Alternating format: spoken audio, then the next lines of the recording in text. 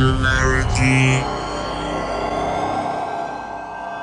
My name is Nicola, aka Socrates, and you're watching Singularity One-on-One. If you guys enjoy this show, you can help me make it better by writing a review on iTunes or by simply making a donation. As always, I will be the man with the questions, and today, my very interesting guest with the answers will be Spencer Wolf. Spencer is the award-winning author of Aftermind, which I have to admit is a mind-bender. I have to say it again, mind-bender of a science fiction novel that I just finished reading, and it has a variety of very interesting ideas that we're going to be discussing today. So, hi Spencer, and thanks for coming on my show. Hello, Nicola. Thank you. It's a pleasure to be here with you. Fantastic. So, Spencer, before we jump into your book, let me ask you perhaps to introduce yourself in your own words. What do you do? And tell us a little about yourself. What's the best way to introduce you? Right. Well, I'm quite an eclectic person here. I have a vast types of experiences in my background. I've gone from mechanical engineering to feature film marketing. And now I'm a program manager at a software development company. And I also tie it all together with business and writing. So it's an interesting background. And I know that you have a diverse set of interests yourself. And so that's why I think it's great to be here and talk all about these things. Excellent. And one of your interesting biographical features is your time at Paramount. Can you tell us a little bit about that? Well, sure. Here, I'll tie two things together for you. I went out to Los Angeles to get into the movie business through special effects because I started out very young, always building models. And to me, that was the best thing, robots in movies. So I went out to Los Angeles and I eventually ended up at Paramount working in feature film marketing, working on the posters and billboards and all the creative advertising that goes into the feature films. And it satisfied that very deep interest to be part of other worlds, if you will. And so I enjoyed that very much. Very interesting. And perhaps you can share a couple of your most favorite and or perhaps best known films that you've worked on. Oh, okay. Well, we did about 15 movies per year while I was there. And so I don't want to brag to say that I was in charge of anything like that. It's not, it's a whole big team of experts that put all the effort into it. It's a tremendous project to have a movie open at $100 million. And it's definitely worth everybody's credit for that. Some of the big ones, of course, that somebody would recognize, the largest, of course, would be Titanic. And I remember we had a great experience on that. Everybody in the boardroom celebrating with cake and champagne, and each week the box office revenues were going up as the ship was going down. And so it was really a fascinating thing. But my favorite is probably Braveheart. I didn't work on it specifically to the extent that I could have, but I do have a full-size poster of it in my room behind me, and so I really enjoyed working on the after effects of that. And what was your position again at Paramount? I was a couple of different things. I was executive secretary to one of the senior executives in the creative advertising branch.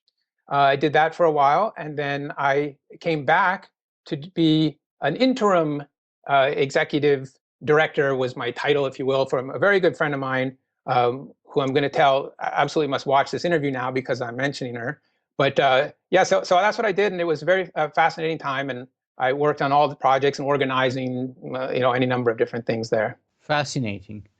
All right, so now that we've established some credit in that world, let's move into the book world and the sort of the science fiction world. So perhaps we should start by the sort of the macro view, the sort of spaced down view.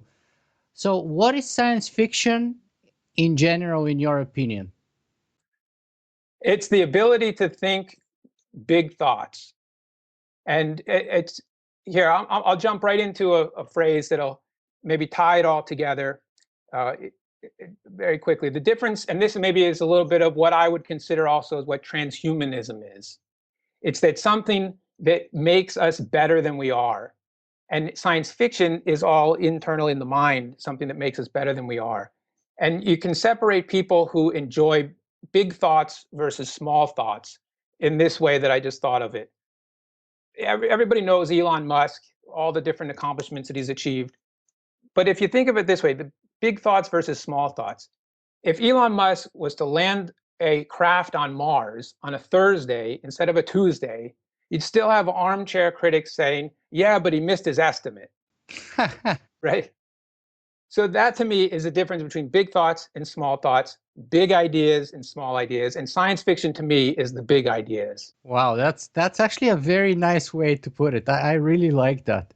It's got some cheerful humor in it, and it makes a very good and important point, which is the point that I've been kind of pushing through my work too, which is to say, I really don't. The timeline is interesting and important, but it's not the most important thing. The most important thing is if something were to happen, and then the question is, so what? Is that a good thing or a bad thing? So, in the grander scheme of things, from a philosophical point of view, whether the singularity or artificial intelligence would come to be 5, 10, 20, or 50 years from now may not be so crucial. The most important thing is, so what? What happens next? Is that a good thing? Is that a bad thing? Is it going to be the end or the beginning? That's why I like to focus on these things. And now you gave me a very interesting sort of example of kind of epitomizing that kind of thinking. So thank you for that. Yes, thank you. Then the next step forward is perhaps to ask you, how did you get interested in science fiction yourself? Right. Well, all right. So this will go back quite a ways, and I'll tell a number of different stories throughout our time here, so you get to know me a little bit better. But of course, that's what we're here for. Yeah, very good. So when I was younger, probably 12 years old, somewhere around there, I wasn't reading enough. And so one of my teachers at school, grade school, she brought me to the library and said, pick out any of these books on this paperback rack. And I picked a book which had the coolest looking cover. It had a bunch of boys on the cover, 12, 13 years old, fighting in what looked like a war. And I picked that one. It looked good from its cover.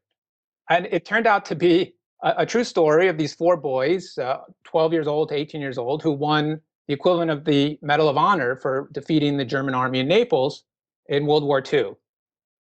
And it's called The 4 Days of Naples. So as I grew up, so anyway, I was fascinated by this book. I loved it for the story of the boys. And as I grew up, I started to work that into some of the ideas I had of what I could become. And then when I was in college, I was walking through the stacks of the library and trying to figure out what am I going to do with my life when I graduated. And I found a copy of the script for Blade Runner on the shelf. And I pulled it off the shelf and I started reading it, and it was just tremendous to me. It was like, this is amazing. You can express yourself. You can become whatever you want to be in writing and create a whole world. And I read the whole thing as I was standing there, and I decided that's when I wanted to be a writer. So you put the reading and the writing together, and I said, well, what world is this going to come to fruition in? And science fiction, for me, with the big ideas, was the natural place to be. Just out of curiosity, you found the script for Blade Runner, not the actual book. So was that written by Philip K. Dick too, or because that's based on do Android dreams electric dreams or something like that? Do androids dream of electric sheep? Oh, electric sheep, yeah. Electric sheep. And so I was thinking if I should do this or not, if I get in trouble for this, but it's not the copy that I read in this library. I did not take that copy. Here, I have it right here. Hold on one second.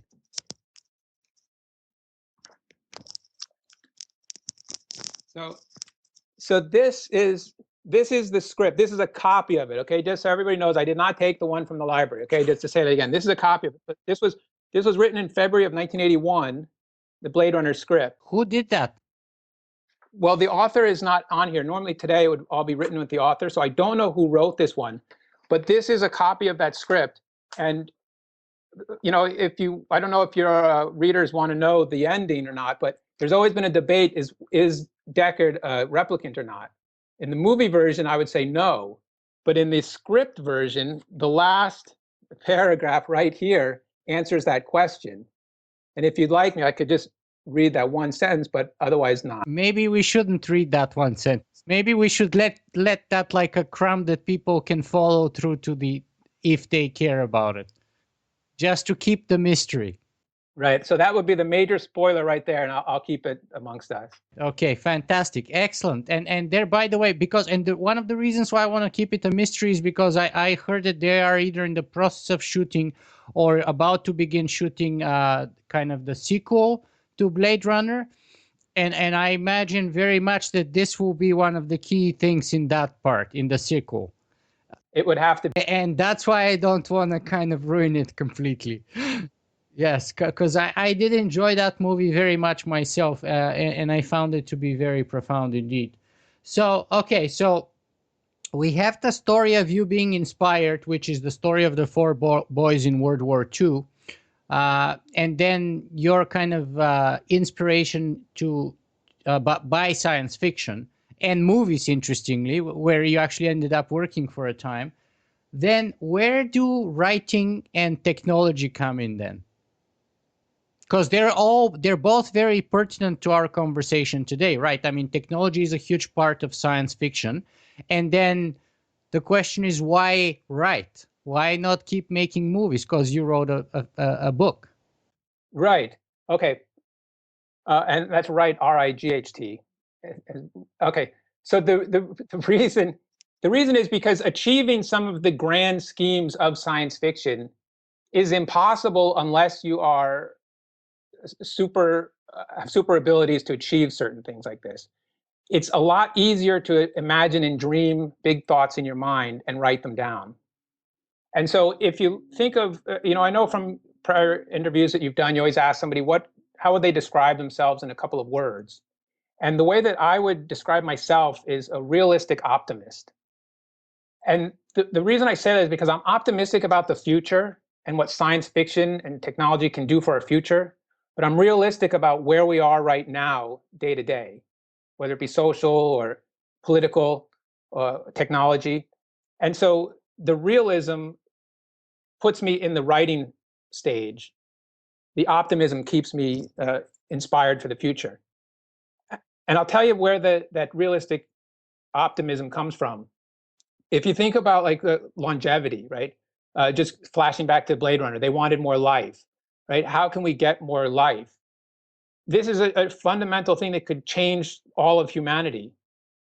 But if you think of in 2015, $6 billion was spent on professional athlete salaries.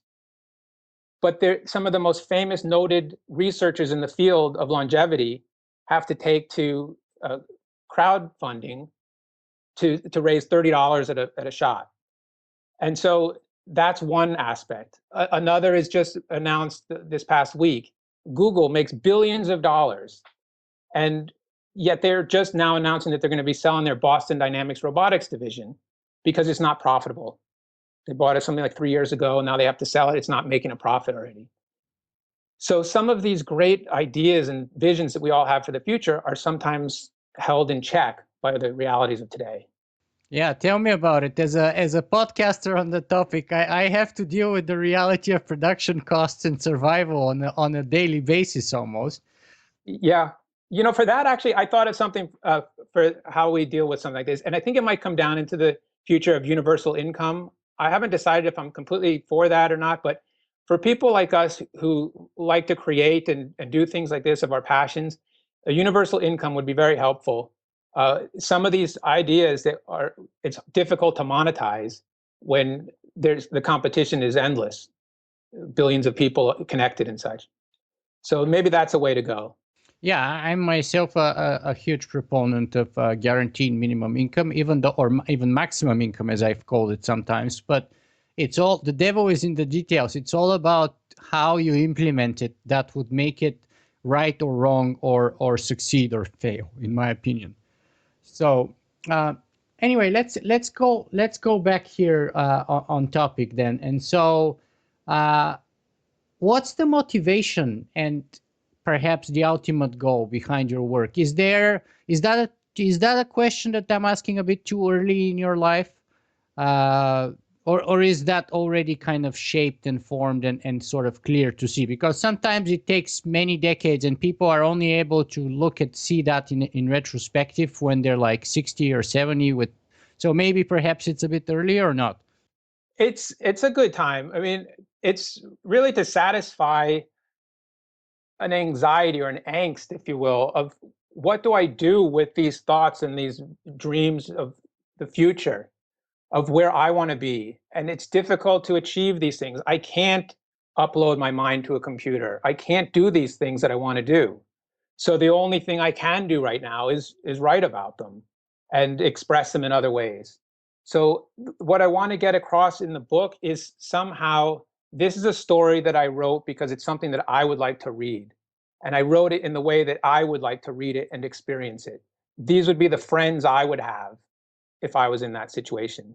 And maybe this would have been my experience. Very interesting. And it just occurred to me, by the way, something that you mentioned a second ago about life extension and longevity.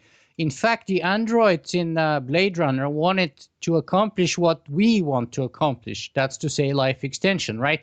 For them, it was just a few years, much, much shorter than the average human lifespan. And if they were to achieve the average life expectancy, they would have been probably satisfied of a human, that is. And yet today we are in kind of the same position that they were, in the sense that we are not satisfied with our current life expectancy, and we want to push it forward much further and perhaps indefinitely. Yeah, very much. Their lifespan was 4 years in the movie, which is a very short time. 200 years ago, it was what, 20 or 30 years. Now it's 80, and we're not satisfied. So I don't know if we'll ever be satisfied like that. And it's just, but I don't want to find out the hard way that I missed the extension by a day or two.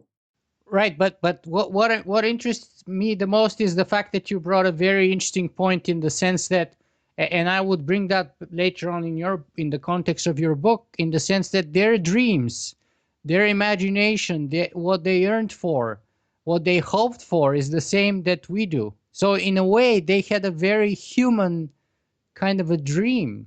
And it was kind of, in a way, very unjust and unfair for them to be living only 4 years. Yes, that's right. That's right. So that raises a very good point about anthropomorphizing androids or robots or AI. And I get asked that as well about my book. Is it fair to actually anthropomorphize the AI? And I've thought about this quite a bit, and I think it really comes down into two different categories. There's a way of how do we see the AI or the robot, and then how does that AI or robot actually think for itself? Right. And if you look at how we look at it, then yes, absolutely, we try to humanize that. If you look at just Siri on your phone, you give it a name, it has a female voice, you think it's a personality in there. It's just web queries, but we give it a personality. And so, yes, absolutely, we do that. And with robotics, we have the uncanny valley where things are cute and cuddly until you get to a certain point, they become grotesque. They're too close to human. Does it look dead? Is it sick? Then you pass that and you get to the human, very human looking, and we're fascinated by it again. So absolutely, we like to put a human perspective on it. Now, looking at from the replicant's perspective, or whatever that you want to think of it, from the AI or the robot, do they actually think like humans? And that right there, I think we really have to say that depends. And there's two different branches of that to think about. And if I could call that like an evolver or a seeder, where one is where we evolve their minds through algorithms and programming. And that one I'll say, most likely, no, it will not think like a human. The other is a seeder where we seed it with the memories and the thoughts of a human. And in that case, I would say, yes, we absolutely do want it to be human. If that was my mind, my memories put in there, and that was supposed to be an extension of me, I would absolutely want it to be the same, a human or a loved one to be a human. And in your book, you kind of take the second path. That's exactly right. That second path of the memories into the computer, trying to figure out who you are once you're in there. Is it the same you? Can a human ever be the same human twice? That's the crux of my book. So I was just about to ask you, what is Aftermind all about? So you kind of already answered it, but perhaps you can elaborate a touch more. Sure. So there's an old saying that if you step in the same river twice, right? The water is always flowing. Ray. Exactly right. So I'm taking this a step further. If our minds are put into a computer, is that really us? And what version of us is that? And there, if you look at a Word doc versus a Pages doc on a Mac, it's just slightly different, but is it the same document? If you upload your mind to a computer and it's just slightly different, is it still you? Will you have the same visions, the same imagination and memories? It's hard to know, but we would have to work to get it there. So those are some of the questions that you raise with your book. And your book is located, interestingly, in places like Minneapolis, Minnesota, and in Tasmania. Yes. Why those two places? Okay, so Minnesota, because that's my home state, and because it's the land of 10,000 lakes.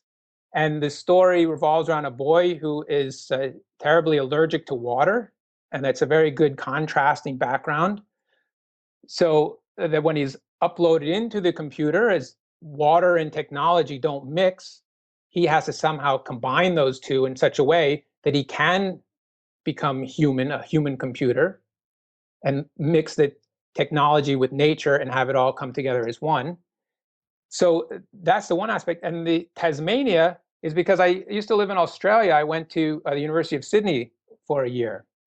And Tasmania was this magical place that I always thought was a wonderful spot. And it's pretty much the farthest you can get from Minnesota as a central of the U.S. down to Australia, like that. And it's an island state. So that fit just as well. Now he's surrounded by the water, and he has to deal with that situation. Yeah, and it's a place on my wish list to visit. By the way, I know I have a few podcast fans there, so I'm hoping to go there one day soon.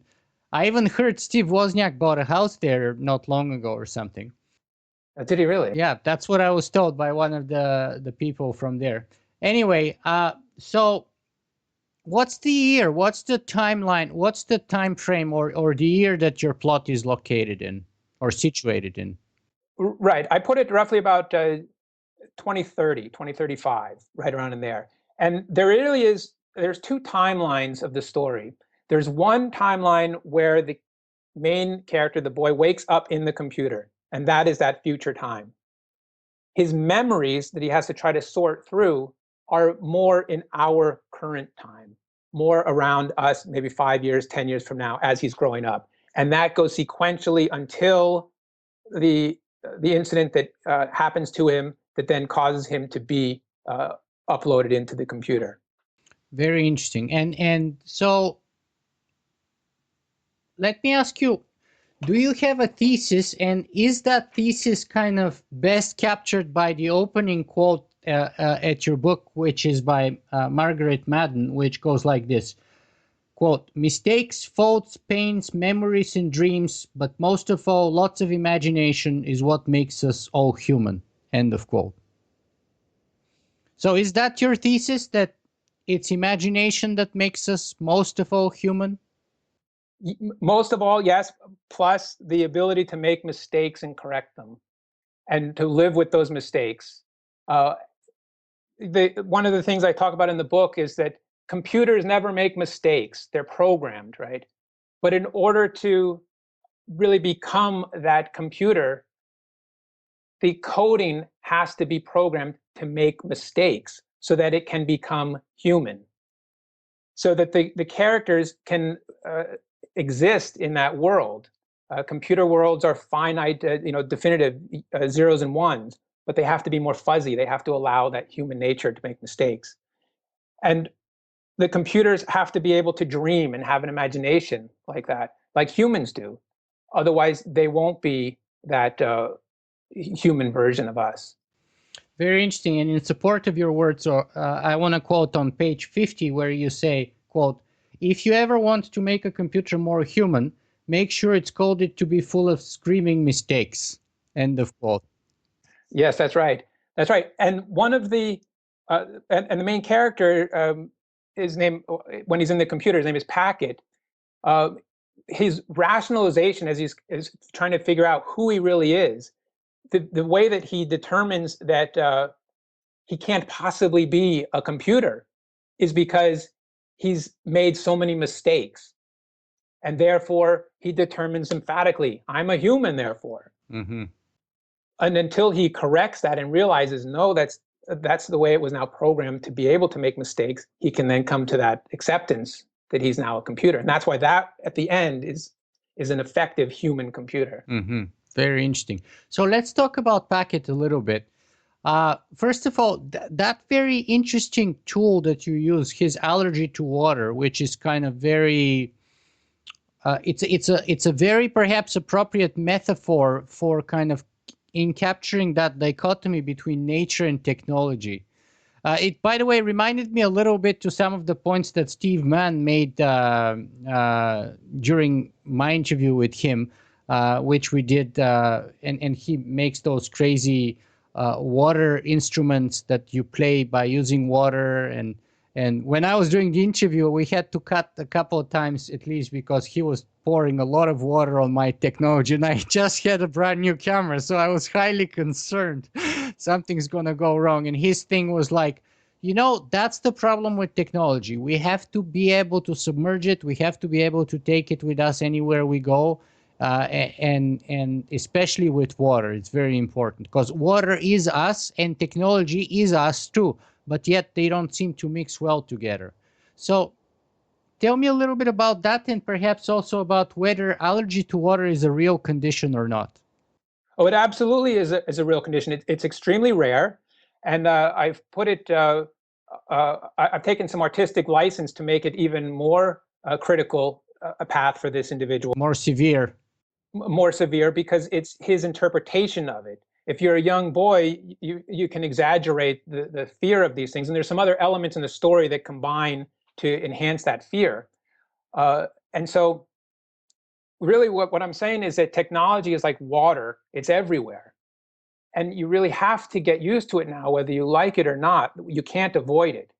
And if he's the only person on the planet that is so allergic to that water or technology, how is he ever going to come to be whole? And only by accepting those two together can he exist in the form of technology. Very interesting. Now, when we started our conversation today, I called your book a Mindbender. And to be honest, I took that word out of one of the reviews of your books on Amazon, someone else's word. But I thought it was kind of appropriate because, as I shared with you in my preliminary conversation, I did struggle with kind of making sense of it all for maybe 75% of the content, if not longer. Tell me a little bit about that. Yeah. So thank you for being for saying that and being honest about it, and then also giving me the opportunity to talk about the book. So uh, it's a risk whenever an author takes a new approach to a writing style. And in this case, none of us have the perspective of what it's like to wake up in a computer. So if you can suspend that disbelief and say, here I am now in a computer and I'm flooded with all these past memories. Some are disjointed, some are mistakes, some were dreams or imaginations, caricatures that a young boy might have. All of these have to somehow come together like a puzzle. And so the book is sort of mimicking that experience of the individual. In an old detective story, you would find out the clues, you'd find out the case along with that detective. So in this sense, I put the reader in the perspective of Packet, who wakes up in the computer, figuring out who you are along the way. And hopefully by the end, it did make sense as to who he was. Yes, it did, and there were some sprinkles, but I along the way too. But I have to say, it took me for quite a spin for a while. So Okay, well, very good. Thank you. yeah, thank you for that too. Now, tell us about what you call, quote, the enhanced inversion test of AI, or how is it different from the classical Turing test? Right. Very good. So the Turing test, as we know, is I would type on a computer, and there would be the computer would type back to me, and I would have to be not able to determine if that was a real person on the other side typing or a computer. So we've progressed so far beyond that now, and not in terms of a computer passing it, but in terms of the theory and the concepts of what it can be. So I created this new type of test called the enhanced inversion test, where the computer now has the consciousness enough to give itself a test to determine if it's a human or a computer. So it turns a test in on itself and has to come through in the end with the correct answer. Basically, like a real individual, it has to come out discovering its own identity. Exactly. Who you are, what you're all about, what's your nature, if you will. The same questions, actually, that all of us, as we're growing, have to face and have to discover on our own. Exactly right. Right. So I can sit here with you now and say, am I a human or am I a computer? All my experience would say I'm a human. We can always read articles about, well, maybe we're living in a matrix or maybe this or that. But in my experience, I would suggest that I'm a human. But if I'm just a mind and I have all of these thoughts, if I don't have cameras or listening devices to the outside, I have to decide, what am I? And so this test is, I created it in two steps. One is it's designed to be failed the first time, so that your first initial response is, oh, well, I'm a human. Oh, well, I'm a computer. But if you failed that, and yet you still have the drive and ambition and feelings and emotions, which is a uniquely human trait, to come back and retake that test, you can pass it the second time with the truth of whether you are a human or a computer. Let me read a couple of appropriate quotes here and follow up with a quote from Carlos Castaneda, actually. So you say on page 46, quote, I'm creating the enhanced inversion test to go even further. Then skipping a little bit. In my inversion test, the computer is the test taker and judge, and it has to determine for itself if it's a computer or a human. An epistemology coding turn in on itself.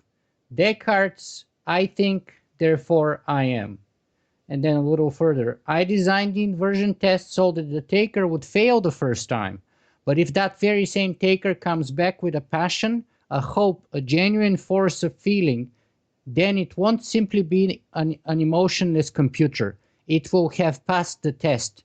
And in my book, it will be a human computer.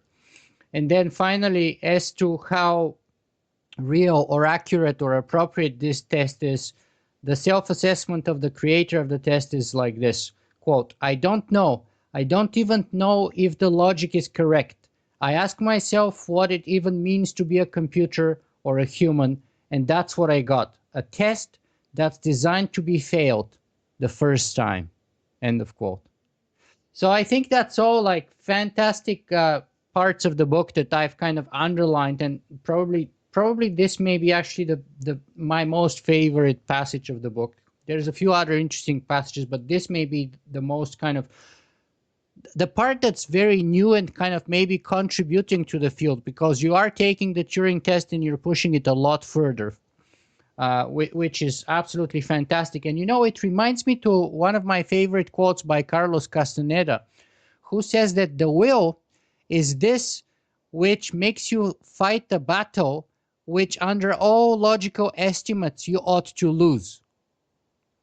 And so basically what you're doing here is you're doing a test for the will in a way, right? Where you have failed once, your chances are you may fail again, but it's emotion, it's passion, it's the will to survive that makes you keep going, which are, we'd like to think, very human traits. Very much so. And that also comes into what we were talking about earlier about mistakes. The computer has to make a mistake. The human who designed that test isn't even sure if it's correct. Humans aren't perfect like this. And so we have to allow the computers also not to be perfect. That's also a very interesting idea, that we have to allow the computers not to be perfect. In fact, perhaps we should design them not to be perfect. If we want them to pass that test and to have that kind of not just mere humanity, but even any kind of ability to free will and to create spontaneously and to have an imagination and passion and so on. That's right. That's right. And it comes across that you just mentioned free will. There's a very poignant moment in the story where fate and free will, well, how does he actually come to the decision of what he is? And there's one word to describe it: choose. His free will, he has to choose it. Choice. Choice. But having said that, there's a whole bunch of backstory that comes in and comes up to that moment. So maybe that's all the fate that brought him to that choice. There's a lot of things to consider as what really is the truth there. Fascinating. So let me read another passage here, where on page 233 you say, quote, "You know, in my wildest dreams, I would never have imagined how incredible the world would be that a machine could create in its mind. Your father not only created something greater than himself, greater than Sissini, your father created an imagination." I think that kind of is right on the topic that you're discussing there. And towards the end, maybe I should not read that last quote. Let's leave that to be a mystery. But let's move on and kind of go beyond the realm of your book now. I think we've given enough interesting breadcrumbs for people to hopefully be interested and give it a try and judge for themselves. But I want to take one last sort of little quote from the book and use it to move our conversation further, and that's the following. It's a question, quote, "What is your forecast for the world?" And the answer is, "Not good," Sissini said with a spin. And then a little further is, "I'm the one who's going to be king, and the battle to win my mind is going to be epic." Yes. So that's, by the way, on page 67. So tell me, is that a prognosis about, not about the plot in the book, but about where we are right now? Or am I just reading too much into it? Well, no, thank you. That's foreshadowing quite a bit that's going to come next in the book, right? So his prognosis for the world of being not good, I would say that that's less optimistic than me. I don't see the world that way. That's the character being set up in the beginning so that by the end, I won't say what happens, things can change. His perception of himself to be king one day maybe comes true.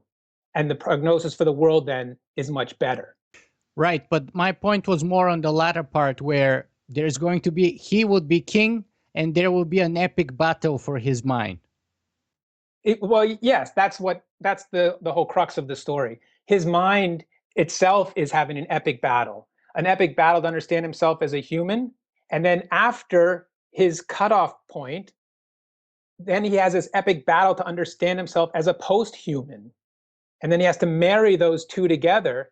And that's the battle for his mind. Is he human? Is he post-human? What's real? What's imagination? Right, but what I'm trying to extrapolate here outside of the context of the book into the context of our real world and our future is there an AI coming that will likely be a king or a god and an epic battle for its mind, or not, in your view? Okay. Excellent question. So yes, and I am not going to say the T word, which I'm just going to, which is Terminator, right? Because that's science fiction, right? There's a whole world that we're well beyond that now of what possibilities are. And you think, well, there's different kinds of AI, right? There's going to be very specific AI like autonomous driving, where cars are accumulating 1 million miles of data a day. Those won't be battling for minds of those. I suggest what we'll do with those is give them a personality. Because once all cars are driving the same, there'll be no more differences. You won't hear a roar of a sports car versus the purr of a Rolls Royce. They'll all be the same engine. So we'll give them a personality, an aggressive car. I mean, why would an autonomous car wait at a stoplight when it knows if it pulls into traffic, every other car is going to stop? Because they all know each other. So we'll give it an aggressive personality, a recessive personality, and maybe we'll buy cars based on that. On the other side is, will we develop a more general AI that has developed some godlike thinking? And I think, yes, we probably will. And there's some arguments for maybe that's going to be some, like a sage. We ask it questions, it can provide us any kind of answer. Oracle AI, some call it. An Oracle AI. But we have to be very careful when we do that, because we could say, look, Oracle AI, here's a very simple sentence. Do unto others as they would do unto you. Make that your goal.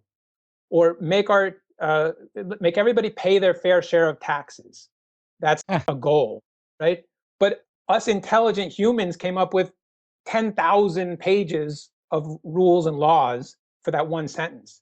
That Oracle AI might say, great, here's 1,000,000 pages of laws and codes to make that happen, which is completely the wrong thing that we want. So it's going to be very challenging to do that, but I think at some point it will happen. What that's going to mean then is it's going to take jobs from us, right? Blue collar jobs might be taken by robots. White collar jobs will be taken by AIs. And I think my job, anybody's job, is at risk, because if you have a company with all this knowledge that's in the company, you have 10,000 employees, they all have so much knowledge, they write emails for years, there's millions of lines of information in a company. A company's AI could process all of that, natural language processing. It could write any presentation based on any previous employee, communicate to another business, put that together, and do a business deal. So what do any of us need to be there anymore? And companies will have their own personality AIs, and it'll just keep going from there. But and you said that you're not going to mention the T word, which you did. But the point is, though, people such as Elon Musk, Stephen Hawking, and Max Tegmark, Nick Bostrom, variety of other intellectuals and business people and scientists have raised concerns about the negative implications of AI. So are you not worried about things like that being, how did you put yourself, a realistic optimist? Yes. I mean, it is true that it could very easily be used against us. It could think against us in the thinking sense of what it would do. It could decide to shut off our power plants. It could decide to do any of those types of things. But if we create it in such a way that it has no motivation to do something like that, and by motivation I mean that in a humanistic way, but a car that's learning through its hive mentality not to hit other humans won't all of a sudden just wake up and say, I think I'm going to leave this autonomous driving world and start hitting humans. It's very specific to what it does. The car maybe not, but the system that's in charge of the traffic control of the global car and rail and plane and all traffic may actually decide to do something like that. And well, but that's one argument anyway. And then may direct individual units, cars, to do certain things with respect or following through that strategy that it comes out on its own. It could. Yeah, but hopefully by then we'll all be living on Mars and we'll have a different set of circumstances to worry about. Yeah, it's true. But the progress that computers are making like that, I can show you an example of how I think about it from me growing up to now to what it might be in the future, just in projections, because that's all we can do. So if you have a moment, should I show? Sure. So here's another little bit of a story. When I was young, and this is something that goes into my book of belief and know, right, and how a personality is formed. And so when I was about 10 years old, I had this belief as who I was as an individual. And I'll show you right here, I've got this other sort of thing here. This was the most powerful computer that I had ever seen at the time that was available. here's one part of it. I still have this. I brought it out of storage. Okay. Here's the other part of it. This is here. Okay. The monitor. Yeah. Yeah. And so I was 10 years old, a small, skinny child, and carrying that around was just about as heavy as I was at the time. Right. So what that is a computer that I took with me when I went to sleepaway camp to learn programming and computer programming. And my father at the time, he spent it's about all the money he had at the time to buy me that computer. And I went there, and you can just imagine me at midnight at camp. And my parents told the counselors, look, if he gets homesick or lonely, just let him go to the computer lab, bring his computer, and he'll be fine again. Wow. So that was me. That's who I believed who I was. And as luck would have it, I pulled it out of storage, and I'm going to take it right here. It's an old TRS-80, Wow. a level 1 computer that you can see, and it still works amazingly 36 years later, which phones or things we buy now, you're lucky if you get a year out of them. But here is the computer. I programmed it just a little bit. I actually remembered how to program it. So I'm going to just type run here, and you can see what it says. So I have it say, welcome, Nicola, ready 101. Wow. Right. So this took a lot of coding, just to have it do something like that with pixels that are the size of like a pencil eraser. Is that basic? It's basic programming, right? Yeah, I still have all the old manuals and all the stuff like this from it and things like this. And I cherish these because these are my youth as a child with that perception of himself. Okay. So if you think of that, now I'm talking to you completely connected to the world through a MacBook Pro. There's thousands of people perhaps listening. The internet is at our disposal. I'm an adult. I'm confident. I have all sorts of other memories, a completely different frame of reference.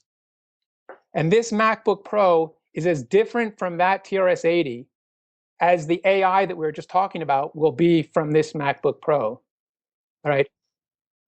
That TRS-80 has 16K of memory in it, right?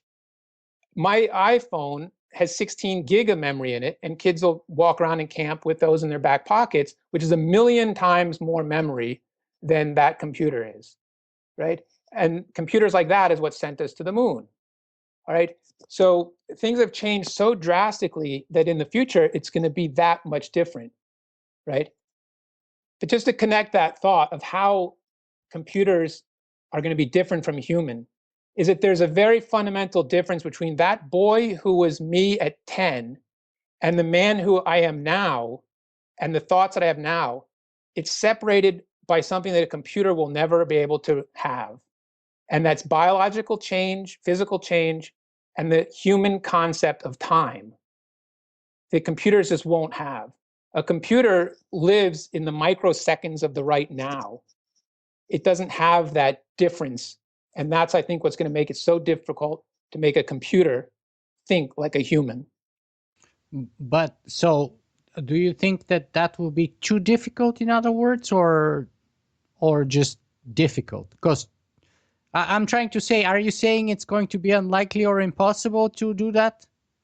Well, I think it's not impossible, but I think we have to look at it from a different perspective than just coding and not through just machine learning.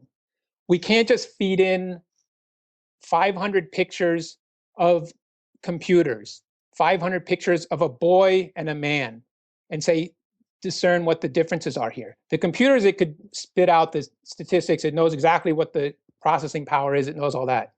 It's more difficult with the faces. You look at a 10-year-old boy and an adult, and you tell the computer, okay, here's 500 boys, here's 500 adults. They're not different people. There's no contradiction. You can pair them up. They're the same people, a young one and an old one. You can completely confuse the computer if you then throw in a 10-year-old picture of my father who looked like me at that age and say, that's not the 10-year-old. That's not me when I was younger. That's my father when he was younger. Then you could throw in my son who's 10 years old, who looks just like us, and say, they're all not the same person, right? The computer would just become completely frazzled. It wouldn't have that sense. So let's just say that you could do that. You could give it facial recognition. You could date the photographs. You could do all sorts of things. Let's say it could have that. but it wouldn't be able to think like those individuals at 10, the adults as now. Our cellular structure, our chemistry is all different. And so what I've suggested in the book of how we could do this to make it possible is that when we do evolve this AI, we have to program it with algorithms that are designed to age. The algorithms themselves have to change so that it can think differently as a 10-year-old as it would as an adult, as opposed to just in the microsecond of right now. Interesting. Yeah, very, very good point. Of course, because I cannot think anymore the way that I was thinking when I was 10 years old myself. I mean, I have some vague recollection, but to be honest, it's been so long ago and it feels so remote and foreign to me right now that there's no way I can actually think like I used to think when I was 10. Well, the body chemistry is different. Your cellular structure is different. The endorphins, the hormones, everything in your body is different. And you had no frame of reference before as you do now. So you believed things then, but you know things now. There's no contradiction. You're still the same person, but you put enough of those memory points together and you start to form an identity and a personality that can only take shape over time. Right. But what's interesting about your book and pertinent to our conversation here about the identity of an AI is that there's no guarantee, right? It's a journey that each of us takes from childhood to adulthood, and there's never really a guarantee of the outcome, neither for humans nor for AIs, and therefore the AI could emerge to be a pathological mass murderer or something like that too. Like there is no guarantee which way things are going to shake out. That's right. Yeah, that's very true. So, but technology is not going to stop. And another thing that I put in the book is that you can't just shut it off at the source. There is no one source. It's like stem cell research. People have great fears about what that might bring. But in China, they're proceeding. So we could stop it here. Somebody else will continue. So it's going to happen. And that's why, like you say, Elon Musk and Stephen Hawking, they've had these warnings, but they're also contributing to research so that it becomes open, so more people can contribute, so that it doesn't become this secret enclave where somebody's just trying to design something. Right, right. Hopefully it wouldn't be developed first by the military. Right. Because the context will make a big difference, of course. Now, so let me ask you this then. Ray Kurzweil is often criticized for being too optimistic about the singularity and the sort of the upside of all those things. What's your opinion on that and our chances of actually surviving the singularity? How would you rate our probability of survival if I were to ask you to give us a percentage chance of success? Yeah, okay, so there's many different definitions of the singularity. And are we talking about going into the tunnel or coming out of the tunnel? Is it dark as we see ahead of us, or is it light as we see ahead of us? And I would say that our chances of coming out of it, I'll put it at, let's say, 75%. Now, 75% would be something that we're familiar with now, that's a future that we that can live with, can enjoy, can prosper in. There's a chance that we could come through the other end and it'd be a miserable future for us, right? But we will survive it. I mean, if you want to go back to the science fiction realm of it, there's always this little group of ragtag somebody that's going to come out and do something to stop it, right? In every war, there's always the resistance fighters that manage to survive.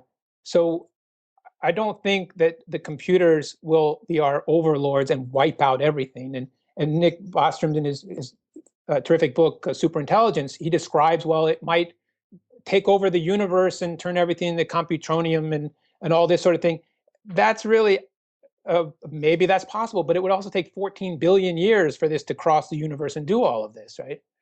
So from the perspective of a computer that we design on our table, it doesn't know that there's gravity and that there's stars in the sky. It doesn't have any concept of that. Only us humans do, because through our evolution, we sat on a mountaintop and looked up and saw the moon or the stars and wondered what those were. The computer doesn't think like that. It's just trying to solve a task. Mhm. Interesting. Well, Spencer Wolf, we've been talking for almost an hour now. So unfortunately, I would have to bring our conversation to an end. Let me ask you this. What's the best place for people to find more about you and your work? Great. Well, thank you. So they can always go to my website, which is www.spencerwolf.com, and be free to go there anytime and see things. I don't post and update and keep things. I'm not a hyper blogger. I'm not anything like that. I do things when they're important and when they have meaning to me, and that's how they can follow me. And then if we were to wrap up our conversation in a single message, how would you like to send us out? What's the most important thing that you'd like to impart on us today? Okay, so of all the technology and the different luminaries that we've discussed, of all the things that are possible to come about in the future, our exponential future, whatever it might be, we have to maintain the idea that there are real human stories behind all of that. On an individual level, it affects individuals. We can't just think about the rising billion or this billion or that billion. Each one has an individual story. And that's something that I wanted to express. And I hope that I achieve that somewhat in my book. Actually, yes, I would say for sure. You do clearly put a lot of stress on individual human stories, even though at variety and different of time frames and sort of perspectives. But each one of them had a very strong presence of the human story. So I'd say you succeeded in that, absolutely. Well, excellent. Thank you very much.